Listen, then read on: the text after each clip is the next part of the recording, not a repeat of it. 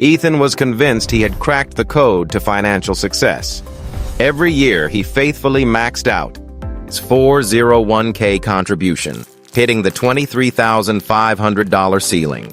His co-workers admired his discipline, his parents boasted about his stability, and the Reddit forums assured him he was on a direct path to becoming a millionaire.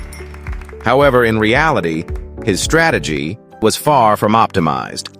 The funds within his 401k plan were burdened with an annual expense ratio of 0.78%, while nearly identical index funds in a standard brokerage account charged a mere 0.03%.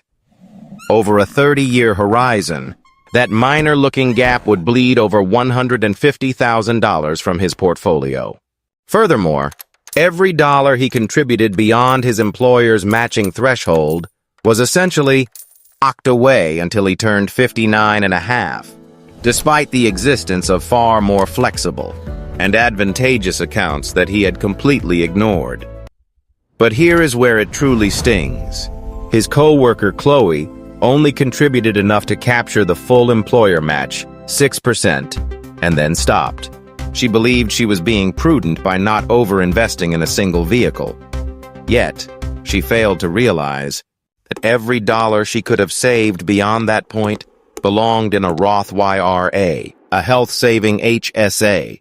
She didn't realize she qualified for, or a taxable brokerage account she mistakenly assumed was reserved for the wealthy.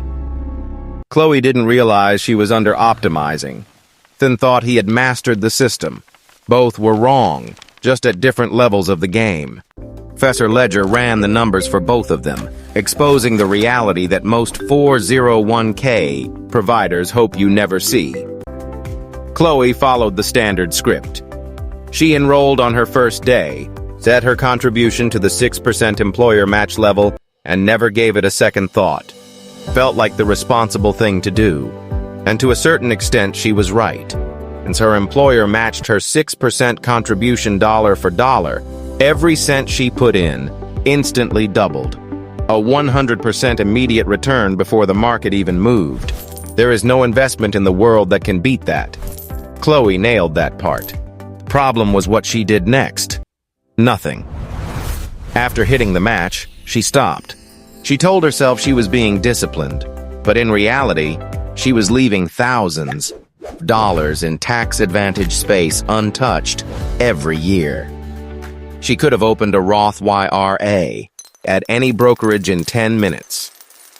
With a 2026 contribution limit of $7,000, that account offers tax-free growth, no required minimum distributions, and full access to her contributions at any time for any reason.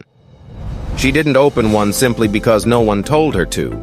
She also had an HSA available through her employer's high-deductible health plan, but she had opted for the standard PPO because it felt safer.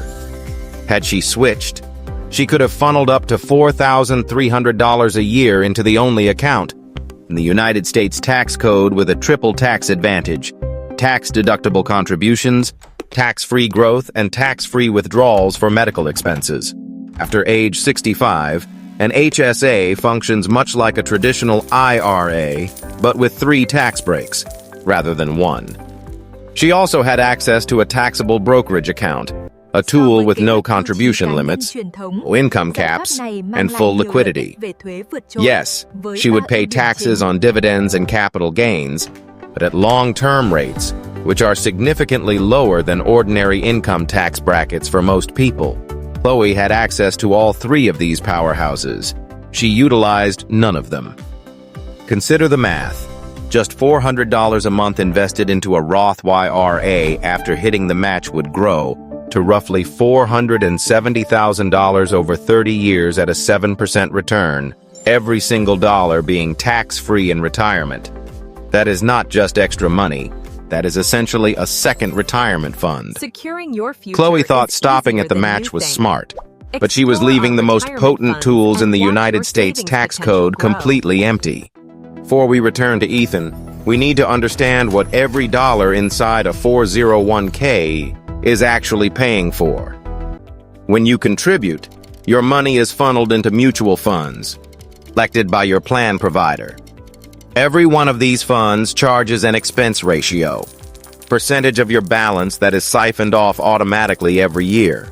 You never see this charge on a statement. It silently erodes your returns. The average expense ratio for a 401k mutual fund in the United States is roughly 0.40%.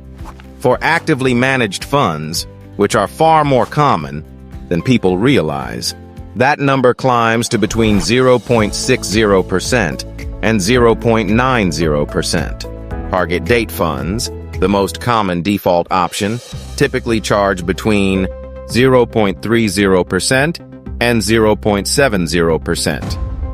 Compare that to the open market. Vanguard's total stock market ETF charges 0.03%. Schwab's S&P 500 ETF charges 0.03%. Fidelity's zero-fee index funds are free. These are the cheapest, most diversified investments, available to anyone with a standard brokerage account. Inside Ethan's 401k, he is paying 0.78%. Outside, he could achieve nearly identical market exposure for 0.03%, a 0.75 percentage point gap. That sounds trivial, but it isn't. On a $500,000 balance, that is $3,750 per year leaking out of his returns. For 30 years of maxing out his contributions, that gap alone costs him over $150,000. And expense ratios are only the first layer of the problem. The second layer is plan administration fees. Every 401k has a third-party administrator.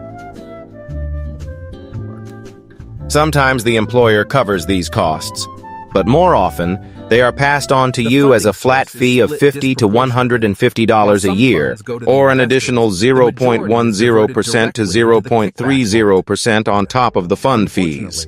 Most employees have no idea they are even paying this. The third layer is revenue sharing. Many funds included in 401k menus pay kickbacks to the plan administrator in exchange for being listed. Those kickbacks are funded by the very expense ratios you pay. Consequently, funds with the highest fees are often pushed onto the menu because they pay the largest kickbacks. The administrator wins, the fund company wins, and you pay for both. The fourth layer is the limited fund menu. A typical 401k offers only 15 to 25 options, chosen by your employer years ago. If your plan does not offer a low-cost total market index fund, many do not, you simply cannot buy one. You are stuck with whatever is on the menu. Ethan thought he was maximizing his retirement, but he was actually maximizing someone else's revenue. Now let's look at Ethan again, the person watching this and thinking, yeah, but I am not Chloe. Max it out. I am doing it right. And to be fair, he is ahead of Chloe, way ahead. He is contributing $23,500 a year, while she is at $4,800. He is capturing the full match. He is the guy on Reddit posting about hitting six figures in his 401k before age 30. By every conventional metric, he is the success story. What's the problem? The first issue is the fee structure. Ethan is paying 0.78% every year on every dollar inside that 401k. The longer his balance grows, the more those fees compound against him. Over 30 years, that is the 100 bands, and $50,000 we mentioned, and that is just counting the expense ratios. Add in the admin fees and revenue sharing, and the true cost is even higher. The second problem is tax timing risk. The entire premise of a traditional 401k is that you defer income tax now and pay it later, betting that your retirement tax rate will be lower than your current one. For high earners and disciplined savers, the exact people who max out these accounts, that bet often fails. If Ethan contributes $23,500 a year for 35 years, at a 7% return, His balance hits roughly $3.2 million. Required minimum distributions starting at age 73 will force him to withdraw for $120,000 a year, taxed as ordinary income. Once you add Social Security and dividend income, Ethan could easily find himself in a higher tax bracket in retirement than he was during his working years. The tax deferral he was so excited about morphs into a massive, unavoidable tax bill. Third problem is the lockup. Every dollar Ethan contributed past the employer match is trapped behind age 59 and a half. If he wants to retire at 50, he cannot access it. If he wants to start a business at 40, he cannot access it. He traded his financial flexibility for a tax benefit that might not even materialize. Compare that to redirecting those same dollars to a Roth IRA after the match. Tax-free growth, no required distributions, and full access to his contributions at any age for any reason. He gets the same long-term tax benefit, but with vastly more life options. Here is the question Ethan never asked. If my goal is true financial freedom, why am I optimizing for one specific account instead of the entire financial system? Professor Ledger crunched the numbers. Same income, same 30-year timeline, same 7% real return. Let's look at 3 scenarios. Scenario 1, Chloe's match-only approach. She contributes 6% of an $80,000 salary, which is $4,800 a year. Her employer matches another $4,800. Total, $9,600 a year. After 30 years at 7%, her balance is approximately $970,000. After accounting for taxes on traditional 401k withdrawals, she keeps roughly $757,000 in spendable dollars. Not bad, but she left massive tax-advantaged space unused for 3 decades. Scenario 2, Ethan's max-out approach. He contributes $23,500 plus the $4,800 match, totaling $28,300 a year, all inside the 401k. After 30 years at 7%, with that 0.78% expense ratio, dragging down every dollar, his balance is approximately $2.55 million. After retirement taxes, he keeps roughly $1.99 million. It's a huge balance, but it is constrained to one account with limited choices, bleeding fees every year, and mostly locked until 59 and a half. Scenario 3, the optimized path. Same $28,300 annual contribution, but routed differently.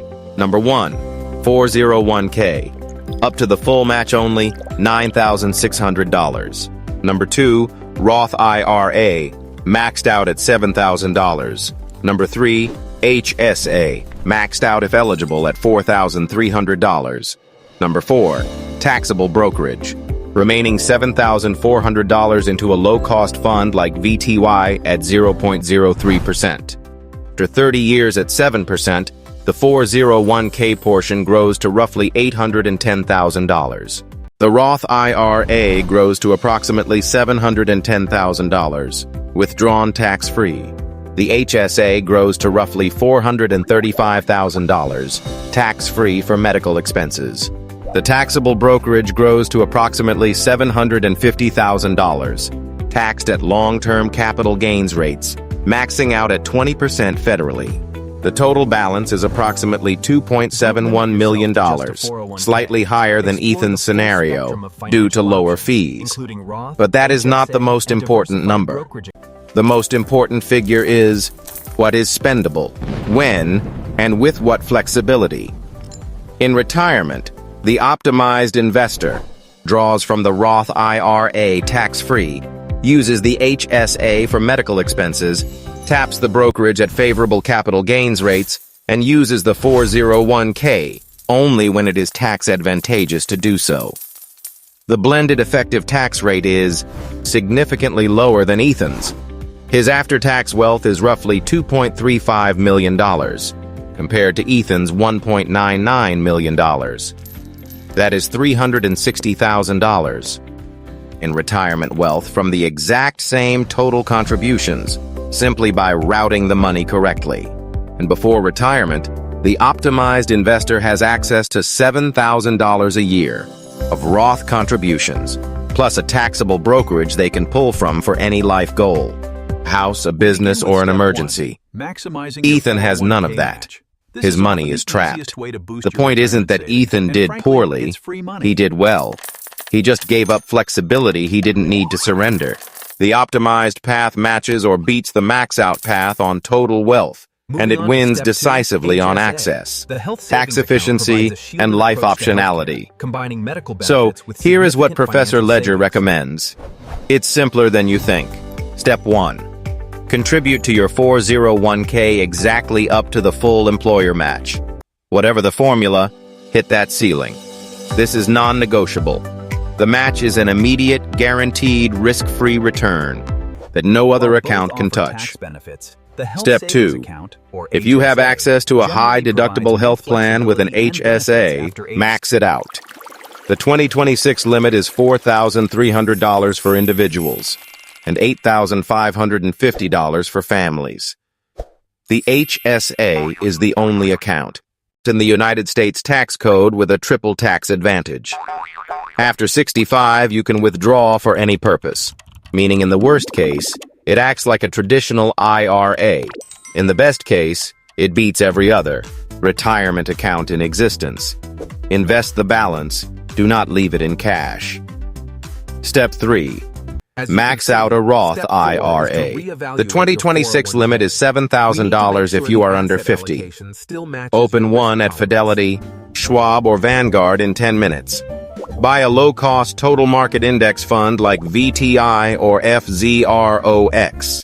You get tax-free growth, no required distributions, and full access to your principal. If you earn too much, look up the backdoor Roth IRA workaround. Step 4.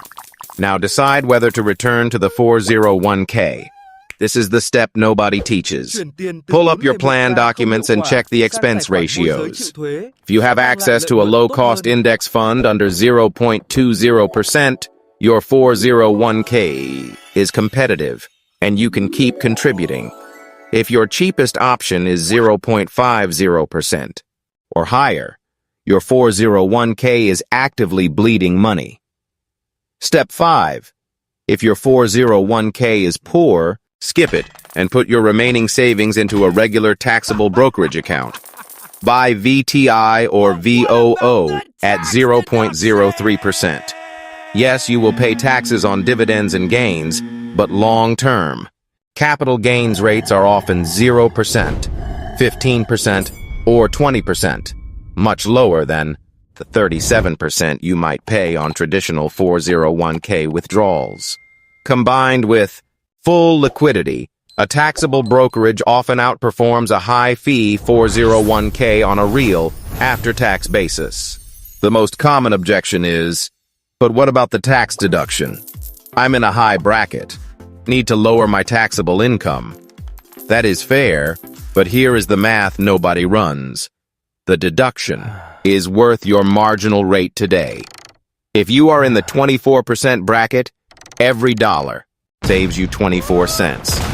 But that money grows for 30 years and is eventually withdrawn at your future retirement marginal rate. If your retirement rate is also 24%, the deduction is a wash. You are simply shifting when you pay.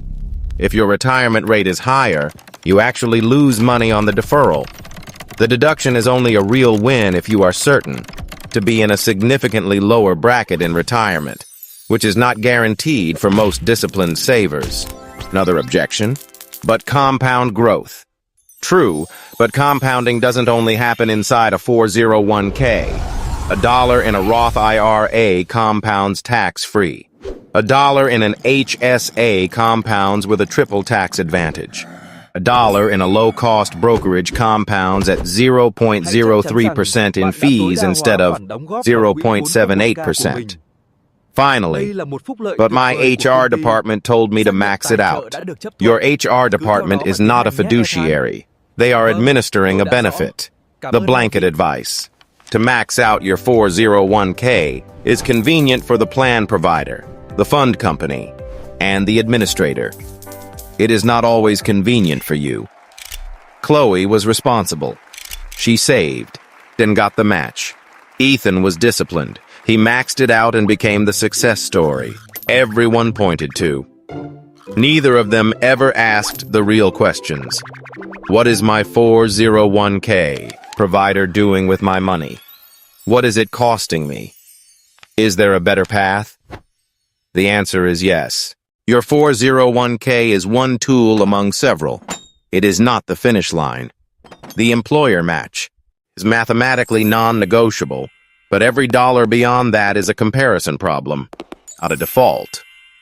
For most people, those dollars build more wealth with more flexibility in a Roth IRA, an HSA, and a low-cost brokerage than they ever will trapped inside a high-fee 401k plan.